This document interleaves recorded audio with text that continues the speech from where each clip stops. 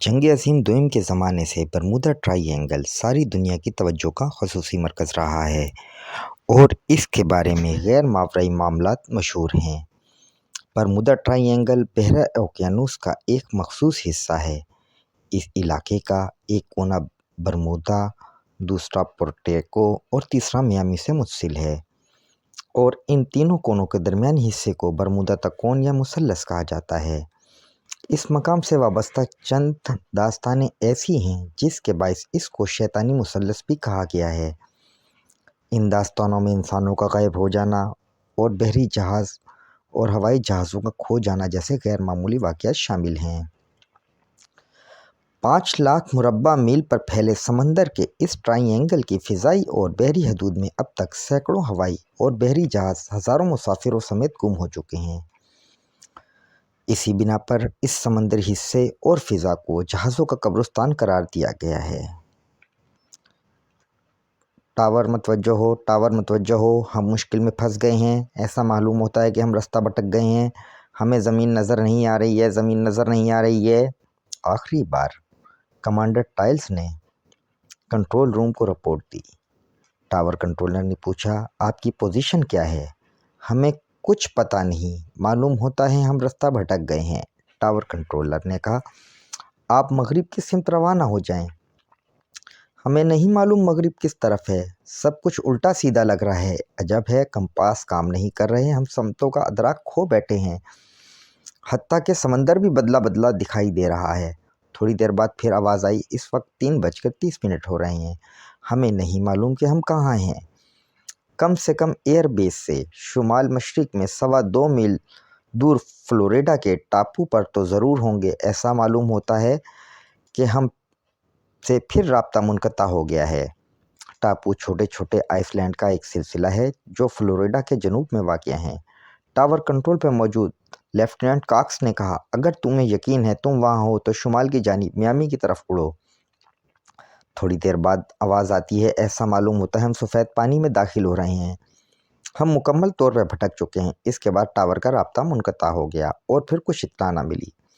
ये अहवाल था एवेंजर नामी 5 टॉरपेडो बमबार जहाज़ों का, जिसे फ़्लाइट 19 भी कहा जाता है।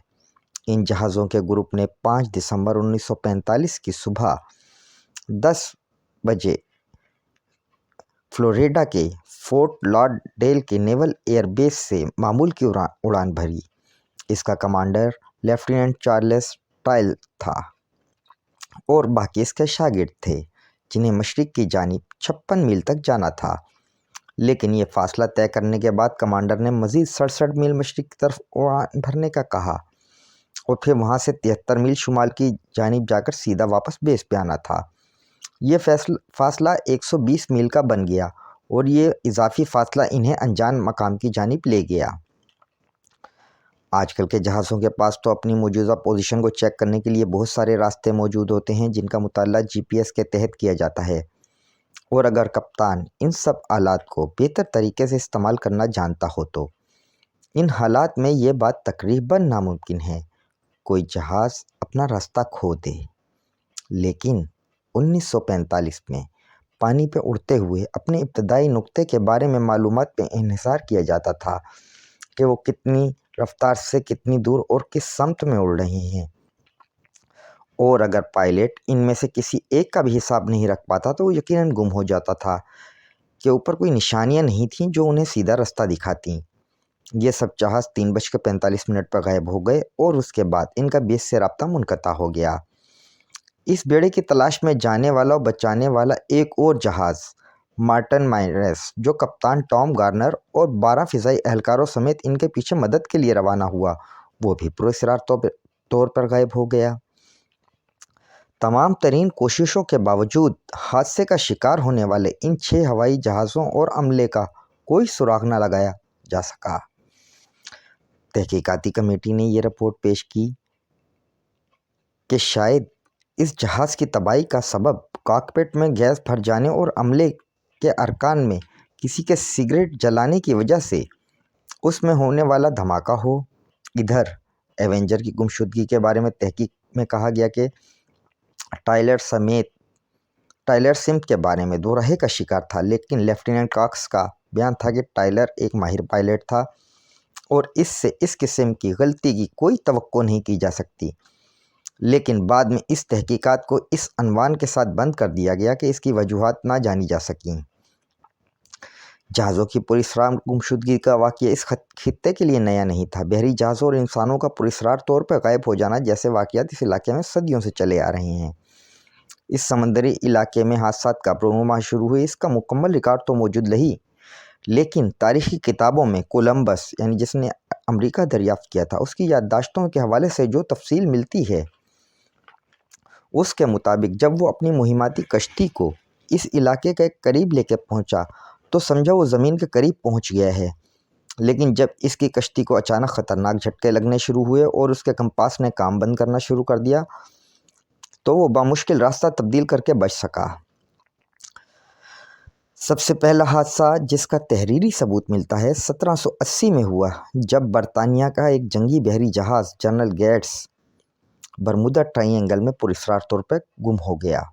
اس کے بعد 1799 میں ایک فرانسیسی جہاز 340 افراد سمیت تباہ ہو گیا۔ 1780 سے 1824 کے درمیان امریکن نیوی کے کئی جنگی جہاز برمودا ٹرائی اینگل میں گم ہو گئے۔ 1814 میں امریکی بحریہ کا عظیم الجثہ تیز ترین جنگی جہاز ویبس ایسا لاپتہ ہوا کہ آج تک اس کی گمشدگی کا کوئی جواز تک نہیں پیش کیا جا سکا، جبکہ یہ جہاز بے شمار جنگوں میں حصہ لے چکا تھا اور نہ صرف اپنی مضبوطی و پائیداری بلکہ اپنے کپتان کی بہادری اور صلاحیت کی وجہ سے بھی دنیا بھر میں مشہور تھا۔ برمودا ٹرائی اینگل میں پہلا تجارتی جہاز 1840 میں گم ہوا۔ اس کا نام روسالی تھا۔ 222 ٹن وزنی لکڑیوں سے تیار کیا گیا یہ جہاز بامہاس کے قریب لاپتہ ہوا، جبکہ پہلا مسافر بردار بحری جہاز 1843 میں لاپتہ ہوا۔ اس بحری جہاز میں 400 سے زائد افراد سوار تھے۔ ان میں سے نہ کوئی مسافر بچ سکا نہ ہی بحری جہاز کا ملبہ مل سکا۔ بحری جہازوں کی تباہی کی ترتیب کا معلوم ریکارڈ کچھ اس طرح سے ہے۔ لیرے کوشے نے اپنی کتاب میں 1840 سے 1973 تک کے کل 57 حادثات کا ذکر کیا ہے۔ دنیا کی فضائی تاریخ کے ریکارڈ کی چھان بین سے پتہ چلتا ہے اس پراسرار سمندر اور فضا میں سب سے پرانا حادثہ جس کا ریکارڈ بما تصاویر ملتا ہے 1945 میں فلائٹ 19 نامی 5 جہازوں کا ہے، جس کا تذکرہ ہم شروع میں کر چکے ہیں۔ 1945 سے قبل برمودا ٹرائی اینگل کو زیادہ اہمیت نہیں دی گئی تھی، اسے فرسودہ کہانیاں کہہ کر نظر انداز کر دیا گیا تھا۔ فلائٹ 19 کے واقعہ میں بیک وقت 6 جہاز اور 27 افراد کی گمشدگی نے اس خطے میں ہونے والے پراسرار واقعات کے اسباب پہ ریسرچ کا دروازہ کھول دیا۔ یہ واقعات بحری اوقیانوس کے جس حصے میں ہوئے وہ برمودا، میامی، فلوریڈا، سان جوان، پورٹوریکو کی سمندری حدود کے درمیان واقع ہے۔ اس وقت سے اس علاقے کو پرواز کے لیے نہایت خطرناک قرار دے دیا گیا۔ فلوریڈا، برمودا اور پورٹوریکو کی سرحدوں کے مابین لکیر کھینچی جائے تو یہ ایک مثلث کی شکل اختیار کر لیتی ہے۔ 5 لاکھ مربع میل پر پھیلے سمندر کے اس مثلثی حصے میں اب تک سینکڑوں ہوائی جہاز اور بحری جہاز مسافروں سمیت گم ہو چکے ہیں۔ اس علاقے میں جہازوں کے غائب ہونے کی بات سب سے پہلے 1950 میں کی گئی۔ یہ کہانی ایسوسی ایٹڈ پریس کے ذریعے سامنے آئی اور اس کے لکھنے والے کا نام EW جونس تھا۔ جونس نے جہاں اپنے آرٹیکل میں ان حادثات کو ہوائی جہازوں اور چھوٹی کشتیوں کی پراسرار گمشدگی سے تعبیر کیا، وہیں اس علاقے کو شیطانی مثلث کا نام بھی دیا۔ دوسری بار اس کا ذکر 1952 کے فیٹ میگزین کے ایک فیچر میں ہوا جسے جارج ایکس سینڈ نے تحریر کیا اور اس میں کئی بحری جہازوں کی گمشدگی کا ذکر کیا۔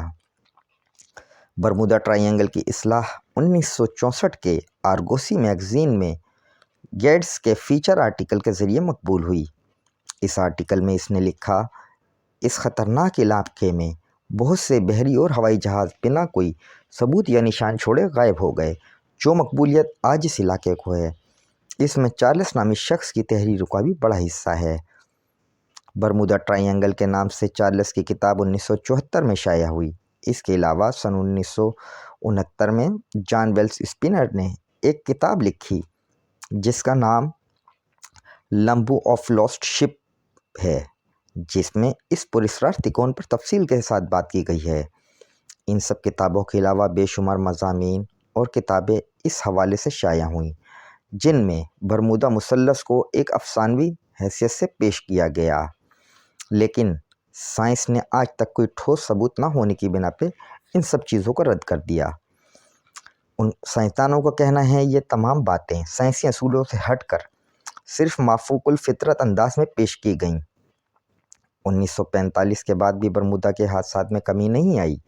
बैनुल-अक़वामी फ़िज़ाई रिकॉर्ड के मुताबिक पहला माल बरदार हवाई जहाज़ 3 जुलाई 1947 को बरमूदा से मियामी जाते हुए इस इलाके में हादसे का शिकार हुआ। हवाई जहाज़ में सवार अमले के 7 अरकान भी हलाक हो गए। इसी तरह मौसम साफ भी था, पे दर पे हादसात के वाक़यात होते रहे।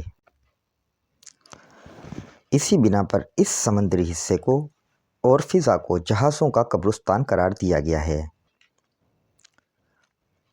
बरमूदा ट्रायंगल में इस तरह के पुरस्कार वाक़यात क्यों पेश आते हैं, इस हवाले से साइंस क्या कहती है।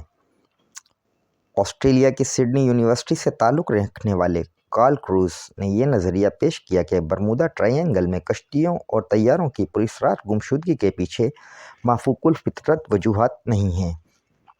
इनका ख्याल है ये वाक़यात मुमकिना तौर पर ख़राब मौसम और इंसानी गलतियों का नतीजा थे, जबकि उन्होंने इन मकबूल नज़रियात को भी रद्द किया है जिनमें कहा गया है इन गुमशुदगियों का ताल्लुक़ माफूकुल फितरत असबाब से है।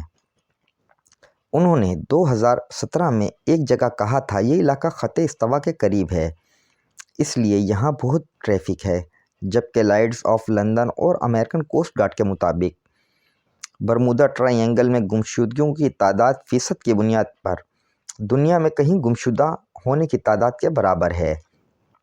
इसके अलावा कार्ल ने अपने नज़रिए में इस फ़्लाइट 19 का जिक्र भी किया, जो बरमूदा ट्रायंगल की तमाम गुमशुदगियों में सबसे ज़्यादा मशहूर है।